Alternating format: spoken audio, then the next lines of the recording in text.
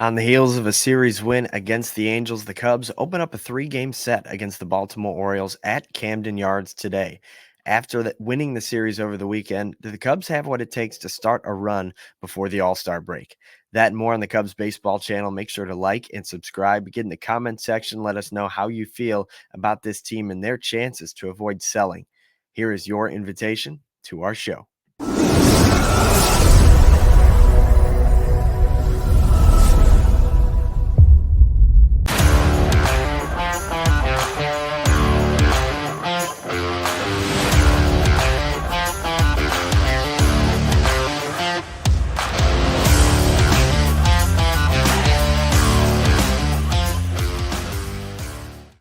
What's up, everybody? Welcome to the Cubs baseball channel. My name is Anthony Pasquale on Twitter at ant_Pasquale3. Want to give you guys an invitation to follow us on social media. The Cubs baseball channel is now on every social media you can think of. Obviously, you can find us on YouTube every day, twice a day, a lot of times, but we're also going to be on TikTok, Twitter, and Instagram. So follow us and find us on there, the Cubs baseball channel. I believe on Twitter we're at Cubs_channel. On the other two, Instagram and TikTok, we're Cubs baseball channel.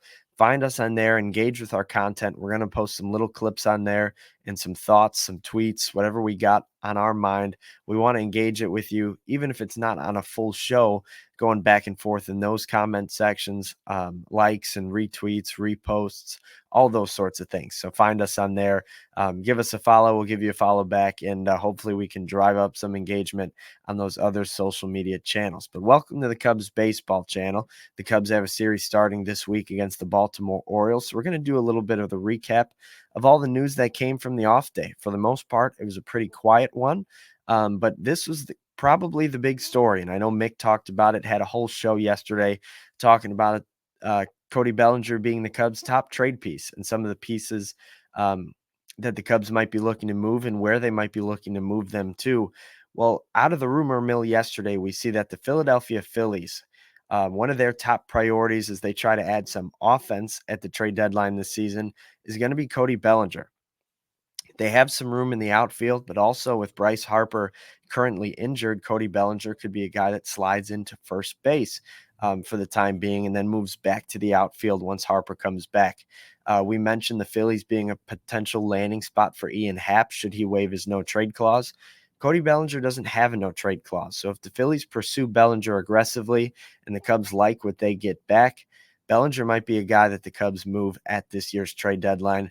And honestly, even if they go on a little bit of a win streak, he's still a guy that you might consider moving just because of the fact that he could opt out and leave anyway after this season. And you have an influx of outfield coming up. Obviously, Pete Crow-Armstrong in center field. You still have Suzuki and Happ under contract. And then here comes Kevin Alcantara, Owen Caissie, Alexander Canario, among other names. We also talked about this. Shota Imanaga, the rookie sensation for the Cubs this season, has been named to his first career All-Star game in his rookie season. He joins Paul Skeens, among other rookies, Jackson Merrill as well in the National League, named to the All-Star game. It's going to be exciting to watch him pitch in Texas, representing the Cubs in the National League.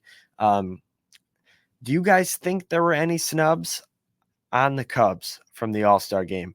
I think Justin Steele, had the All-Star game been in 2 weeks or 3 weeks, might have had a pretty good chance because he's really turned it up over the last month and a half, 2 months, but he did miss pretty much the entire month of April and a little bit of May with that injury.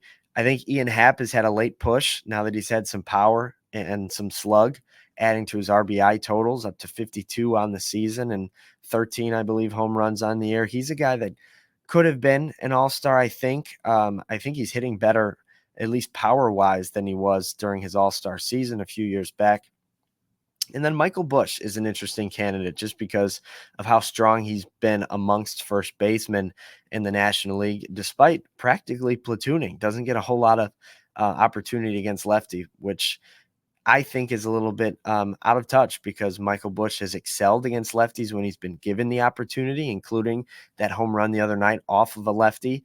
He's hitting over 300 against lefties on the season. I think Craig Counsell should keep him not only in the lineup against lefties, but up in that 2-hole because he's proven that he can handle lefties well. If it weren't for Bryce Harper And if it weren't for Freddie Freeman, I think Michael Busch and Christian Walker from the Diamondbacks would have been really strong candidates for the All-Star game.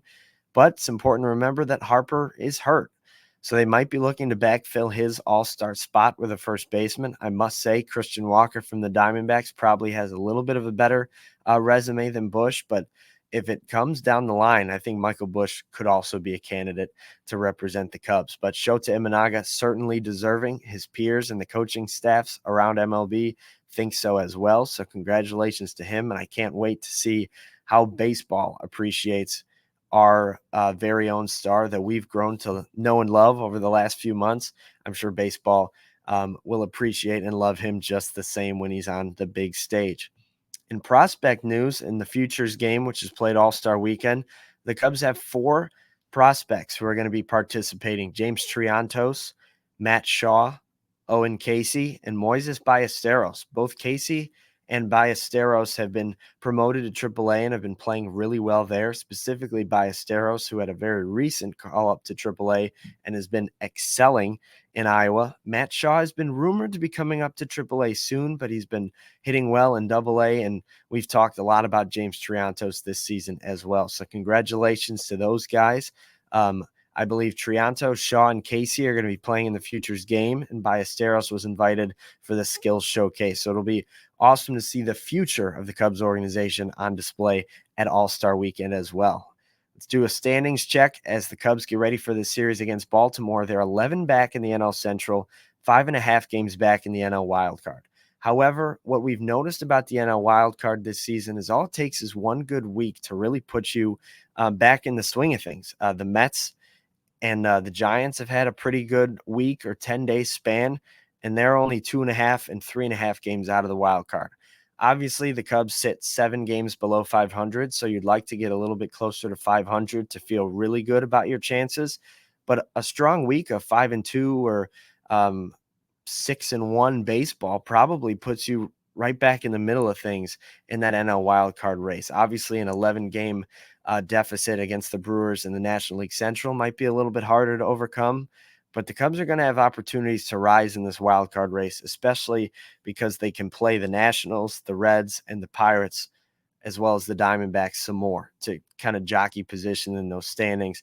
The Mets and the Giants both have won the season series against the Cubs, so if they did end up in a tie with Chicago, they would get the tie break.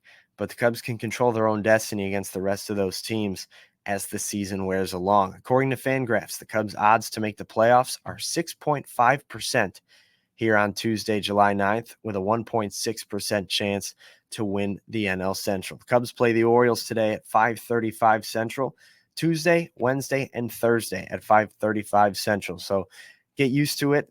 Probably right when you guys are getting home from work, you get to throw the Cubs on and watch them pitch, or watch them play, I should say. The Cubs have their 3 best pitchers going in this series, which does complicate things for the weekend series against St. Louis. Remember, Kyle Hendricks was taken out of his last start with lower back tightness. That leaves pretty much just Hayden Wesneski and then Jameson Taillon on Sunday. But mind you, the Cubs have a doubleheader on Saturday. So I assume Friday's start will be Wesneski. Sunday will be Taillon because he pitches tomorrow, or today, I should say. But that Saturday doubleheader, who knows how the Cubs are going to handle that, especially if Hendricks is not ready to pitch. But Jameson Taillon goes today against Dean Kremer.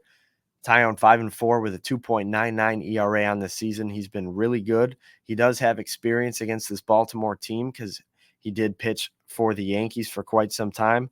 A few players on the Orioles have hit him well, but he also has the number of a few like Adley Rutschman, as well as Anthony Santander, Ryan Mountcastle. But then some guys like Cedric Mullins, McCann, Mateo have had their fair share of hits against Taillon. Against Kremer, the Cubs don't have a ton of experience against, but Christopher Morel did homer against him last season.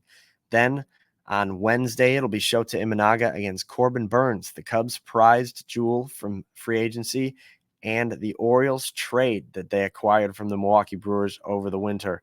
That'll be an interesting game featuring two aces, of course. Obviously, none of the Orioles have faced Imanaga. The Cubs do have some experience against Burns. Ian Happ has been pretty good against him. Dansby Swanson hitting .600 against Burns and 15 at-bats. Cody Bellinger has struggled but did homer off of him once. Patrick Wisdom is hitting below 100, but also has a home run against Burns, who has been one of the best pitchers in baseball for the last half decade. And then the series finale will be Justin Steele on the heels of his complete game against Albert Suarez. Steele did not pitch against the against the Orioles 2 years ago, but last year he did. Mountcastle got one hit off of him. Cedric Mullins got a hit off of him. But really nobody in this lineup tagged him all too well. Rutschman did hit a homer off of Justin Steele. So we'll keep an eye on that game as well. The Cubs have not faced off against Suarez yet. But the Cubs have a pretty good chance. If you want to make something happen in this series when the Cubs take on the Orioles, you've got your three best pitchers to do it: Taillon, Imanaga, and Steele. You can pretty much bank on getting some good starts out of them. It's going to be up to the offense to chime in and do their part as the Cubs try to win a series and go into the All-Star break with some momentum. But that'll do it for this edition of the Cubs Baseball Channel. Make sure to like, subscribe, get in that comment section. Tell us about your thoughts on this team and this trade deadline that is approaching at the end of the month. Ring the bell and follow us on Twitter, Instagram, and TikTok. We hope to see you on all those pages, just like we hope to see you tomorrow after we talk about what we hope is a Cubs W. Go Cubs.